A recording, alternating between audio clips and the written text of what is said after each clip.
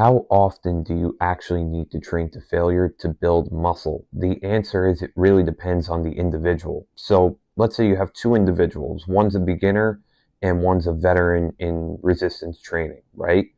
The beginner is not going to need that much volume to actually build a substantial amount of muscle mass. The reason they're not going to need a lot of pushing to failure is because their body isn't used to any sort of resistance training. Therefore, they're not going to need much in the beginning to actually build a substantial amount of muscle.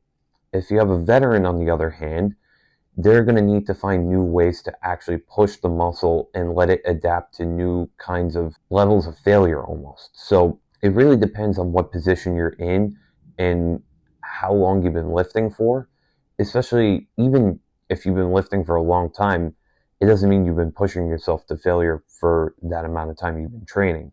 So you really have to gauge what's the level of the intensity of the workout, and are you planning to really build more muscle? Like, what's your goals, right? If you want to build more muscle as a veteran, yeah, you're going to have to get closer to that failure limit.